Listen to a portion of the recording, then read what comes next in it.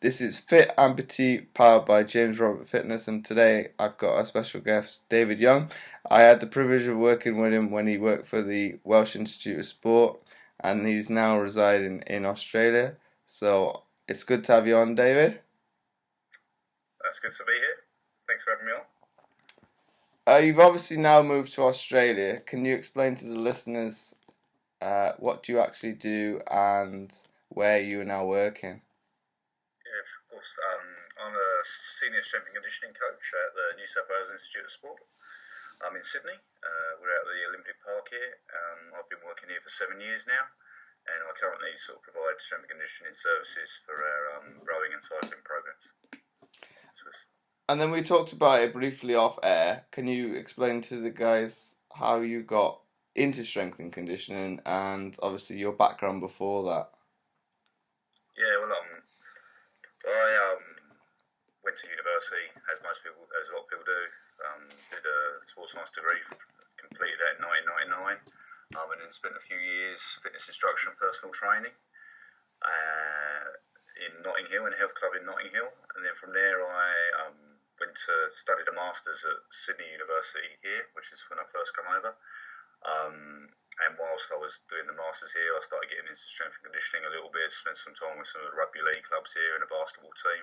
Started developing sort of some skills, but also a real interest in the area. And then on returning to the UK, I was after another year or so fitness instruction. I got my first break with a role with the Sports Council for Wales at the time. That was in 2004. I managed to get an internship there, which was also linked in with the UK Sports Practitioner Development Programme at the time, which was a new programme set up by UK Sport to develop British talent. And I was at Sports Council of Wales for 2 years before moving on to the English Institute of Sport at Bisham Abbey, where we also crossed paths a bit, James. Yeah. I was there from 2006 to 2009, and that was when I moved to Australia. Yeah. And obviously we crossed paths. We had the privilege of working together when we were both in South Wales. What was I like to work as an athlete? Honest, you can be honest here. Oh, really? Well, what I remember, because would have been back in about 2005, I reckon. It was a long time ago. It's about 10 years, yeah.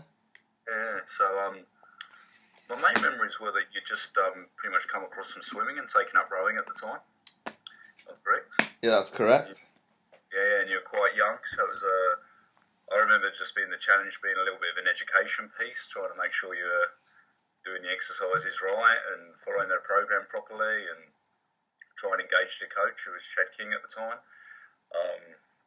and just get you training and doing the things, learning about training and what sort of what you needed to do to become an elite athlete at the time. So yeah, it's a completely different sport for you, wasn't it? I think.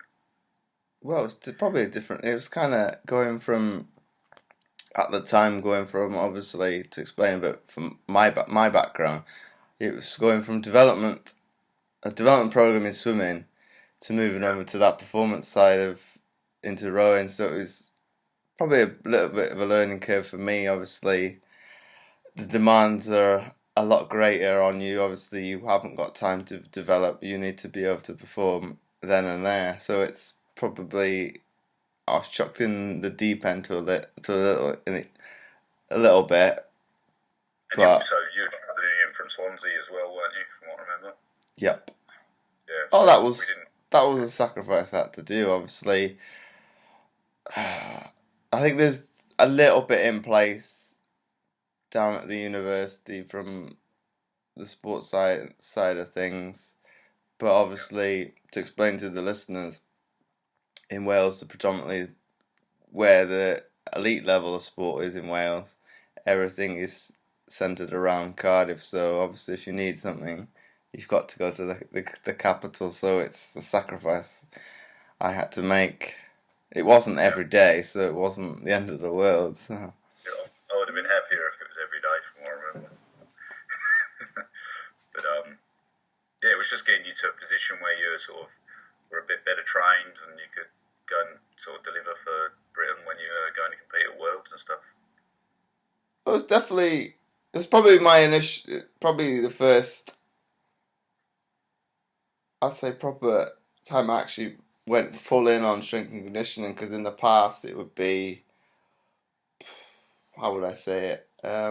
I probably didn't see the correlation between strength and conditioning and the sport, whereas I now probably look back at it and say, well, you're a bit stupid, because obviously there's so many different avenues to help in the sport, be it prehab, stopping you getting injuries, Yeah.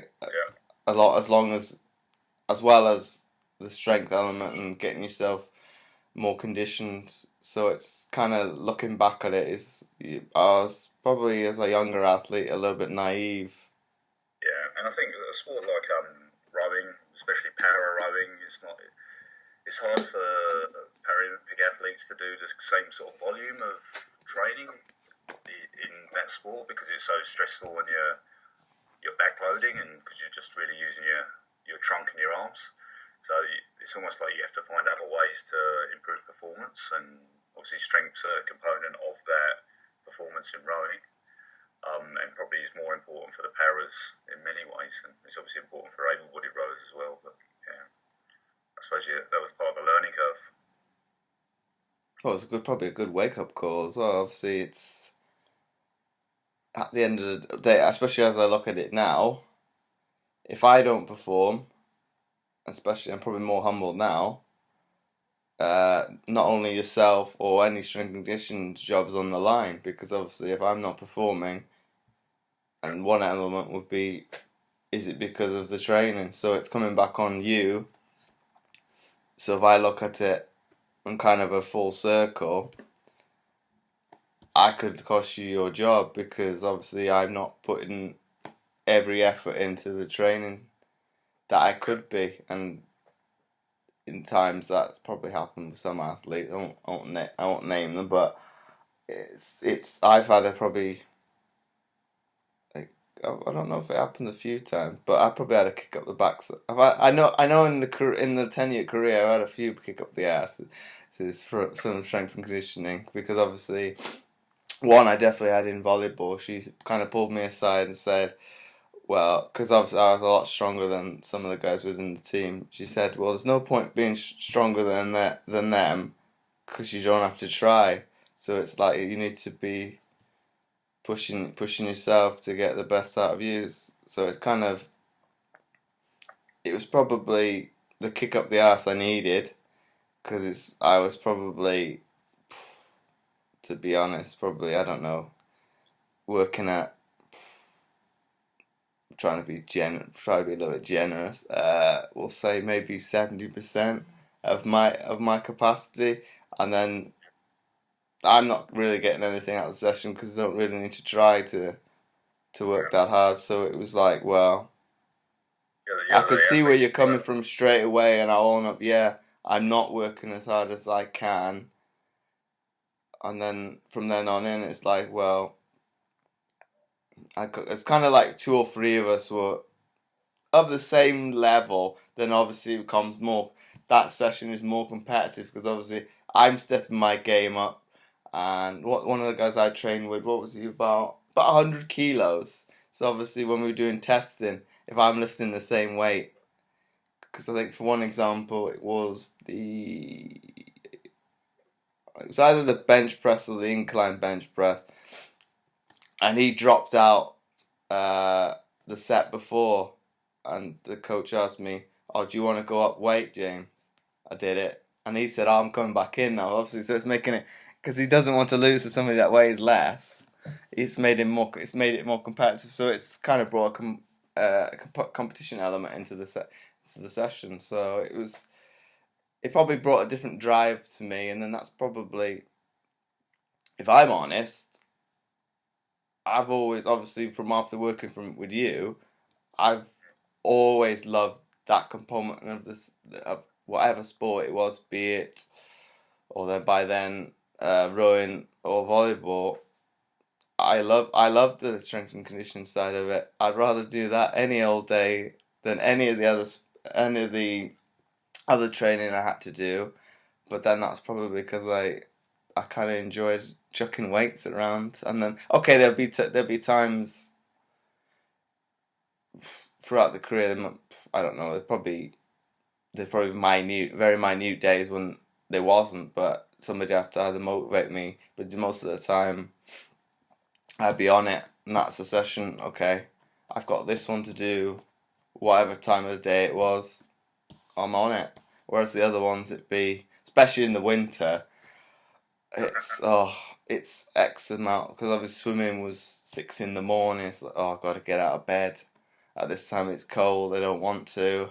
But then, on the flip side, how you look at it, especially at elite level, you've got to think of it on the days that you can't be bothered or you're not feeling quite up to it.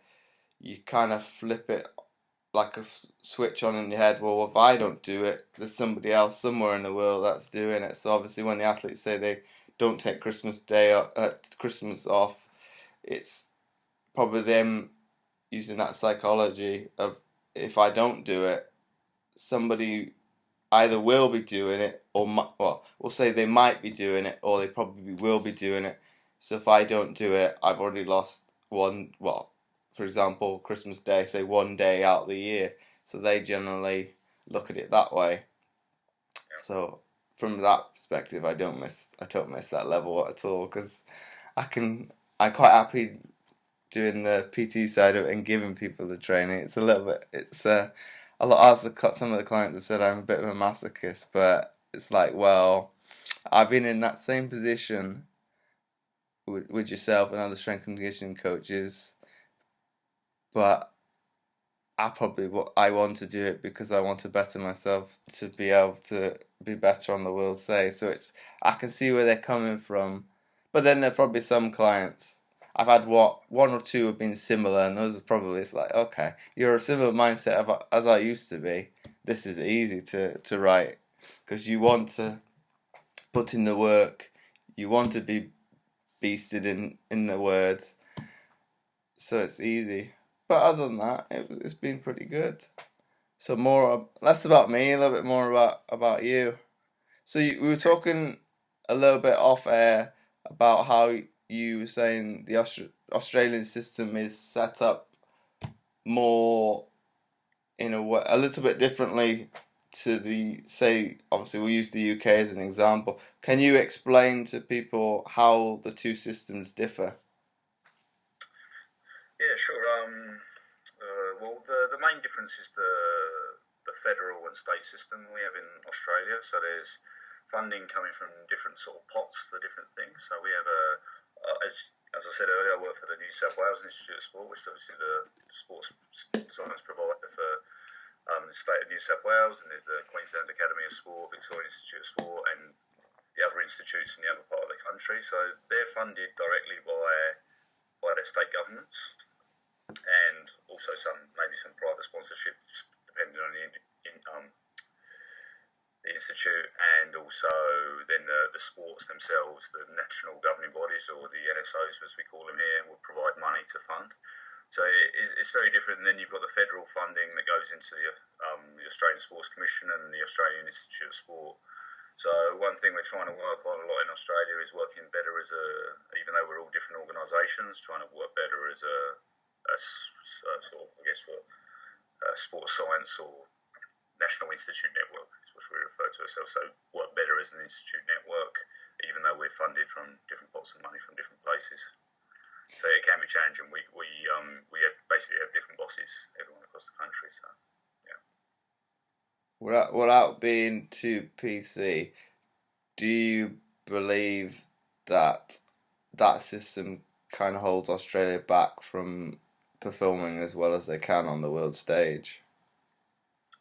So obviously I worked for the English Institute of Sport for 3 years, so that was it's a lot more straightforward a system and a simple system. And obviously, like I said here, it's a lot more complex, but it's not going to change anytime soon. This is a political system that's been in the country since day dot, so since the English come over here, or the Brits come over here originally. So it's not going to change. So I think, like I said to you off there, there's a lot of smart people in Canberra and around the country, the different institutes have all got some common goals in their mind, and I think if people are smart and we make some sacrifices in some areas and work together, I do think it can be successful. But we, as people know, we've got a bit of a way to go, so to make that work.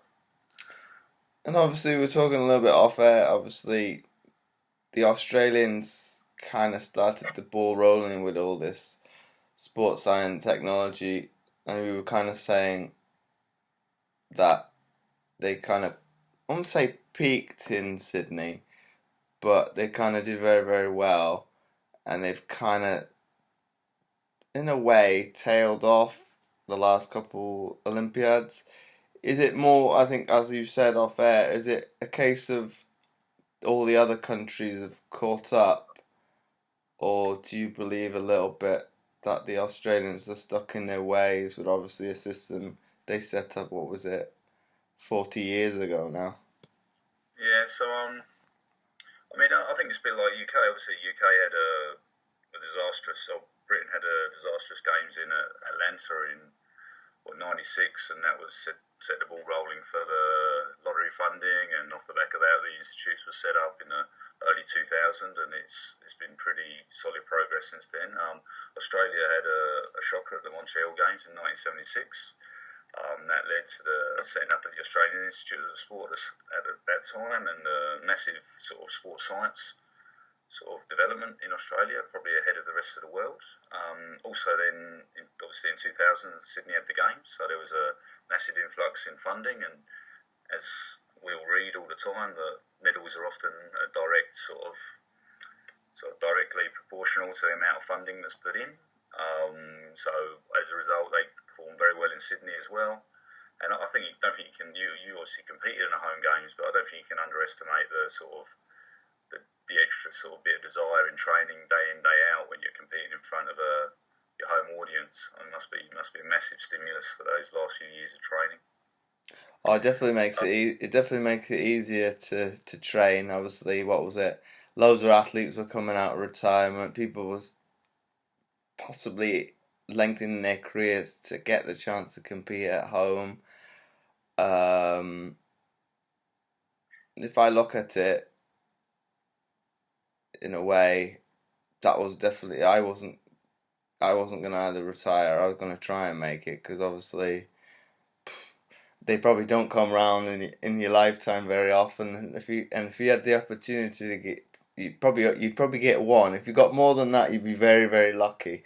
So to kind of put it into context, obviously from the Paralympic point of view, obviously, what's his name? The double amputee that beat Oscar Pistorius, Alan Oliveira. Obviously, he had home games.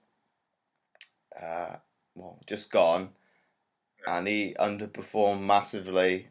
Didn't make it out. He didn't even make a final, and he was the reigning Paralympic champion. So talking to some of the athletes off air, and obviously some other ones, he ballooned up. So he's kind of lost the opportunity to compete at home, and then quote unquote, possibly if he'd won there, he'd be set up for life, and then probably wouldn't have to do anything the rest of his life. And now, probably, in my opinion, it's a bit probably stupid and naive.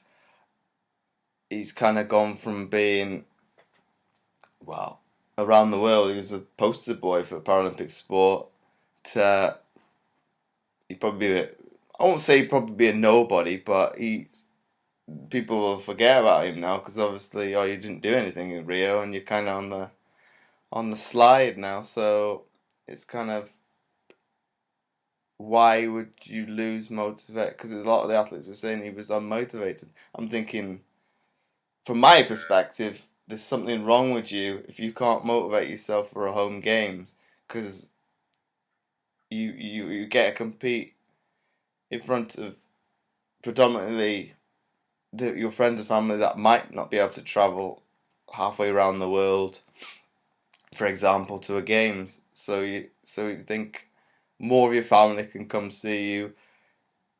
Okay, the weight, to a certain extent, if you, well, in his case, it would be probably heavily on him because it's expected him to deliver. So obviously, but that can go twofold. It can either work for you or against you. So it's how you use it, or how you interpret it. Obviously, a lot of the Brazilian athletes did all right, whereas with London, we probably, especially more so on the Olympic side, a lot of the sports overachieved because of that home support.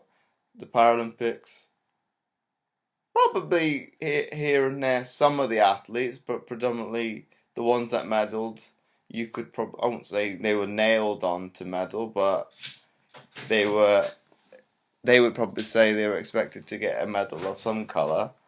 And then obviously for both teams to now go on over the last couple of weeks to go beat that tally, it's quite incredible. Okay, this might be on PC a little bit.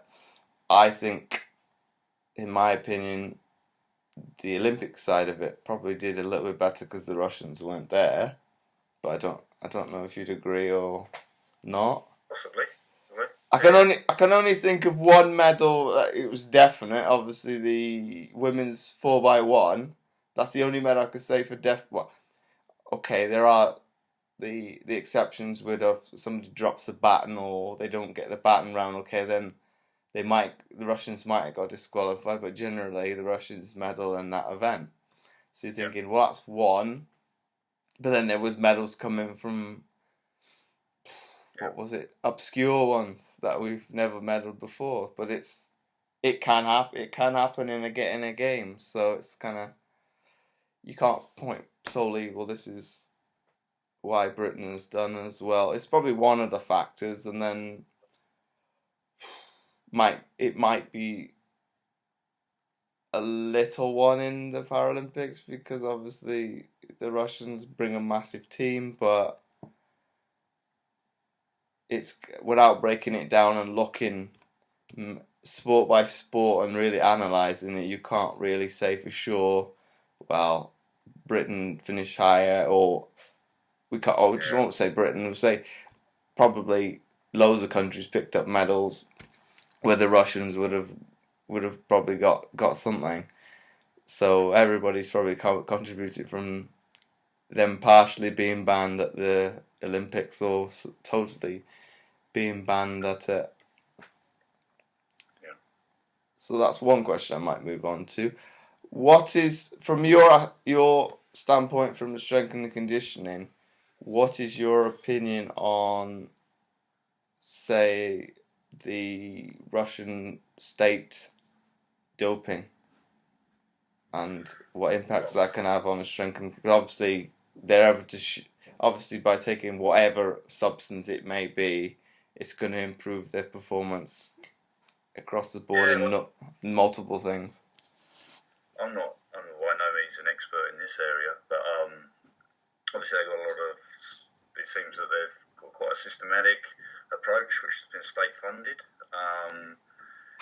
and they're gaining benefits off that. They're going to have a lot of smart scientists in there. We've seen it across a wide range of sports over the years. Obviously, cycling's your most obvious one, but I was reading the article the other day about weightlifting. A guy who came ninth at London has just been awarded a bronze medal from that meet, and he's currently serving a drugs ban. That's how many people have been banned, and he's serving a drug ban at the moment. So, unfortunately, it's something that goes on in our world, our industry. And I think, like I said, I'm not an expert, but they can work in many ways. All these different sort of products they use, but I think one of the main areas they just help most with the recovery. They allow people to do more and more training and more high intensity work, and they recover quicker, and then they can do more. So that's one area that I think is a massive benefit. And I personally was disappointed that the IOC didn't put a blanket ban out, but that's what they chose to do. But I'm sure there's some clean athletes that have missed out, and that's disappointing. But when a national system sort of pretty much sponsors such activity, it's just not good for sport on the whole. Do you believe from that point that they kind of passed the buck down to the how would you say it? What they called like the not national governing bodies, but the governing bodies within the sport passing the buck off to let them review to make the decision instead of kind of having the balls to do it. So Well, I think so, but look, I'm no sports administrator. I don't know what the legal implications of doing that was. It would have been quite a controversial move as well. So I'm sure the members of the IOC had their reasons for taking that decision, but I thought it was a bit of a shame. And the IPC took a different approach, obviously. So I think they had a little bit more time because I think they went back to that commission to look at it more in depth, and I think it was, from what I've read, it looks like it was conclusive evidence as to it was state funded doping. So there's no grey area. It's black and white. Obviously, if it's state funded, that's state funded cheating. So they know exactly. Okay, there'll be some athletes that, as you say, will be clean, but the system is corrupt. So you can't trust anything that's coming out of them. Obviously, them cheating at their own games is probably even worse. Yeah, and I mean, I don't know. Like I said, with that weightlifting article I read the other day, I feel that like the fact they can now test samples for 10 years on, I think slowly will be sort of catching more and more people out, and I think it will impact. Hopefully it will work, and hopefully it'll be positive for have clean sport in the future, because I think that's what most people want. No, but it's still difficult because obviously, if somebody wants to cheat, that science is at least 1 year ahead of the science to catch them. Yeah. So it's a never-ending, as you say, never-ending task because they're always playing catch up. Yeah. No, not a good area of our industry to discuss and one-on-one too much. So I think we'll wrap it up there, David. Thank you very much for your time. No worries, James. If anybody wanted to get in contact with you for whatever reason to ask you questions to do with strength and condition, what is the best way to get in contact with you on social media? Yeah, I've got a LinkedIn account. It's probably I try and keep my professional stuff through LinkedIn. Yeah, find me on there probably. Okay. All right then. So thanks again for coming on the show, and it was good to catch up with you. After good to see you again. What was it? Well, was it Bishram would have been? You said you left the UK in 2008. 2009, but were you still training then? I can't remember. Yeah, that would be my last year with rowing. Okay. Yeah. So it's still over 5 years. So it's good to catch up. Yep. And all the best with your business, James, and everything else. Thank you very much.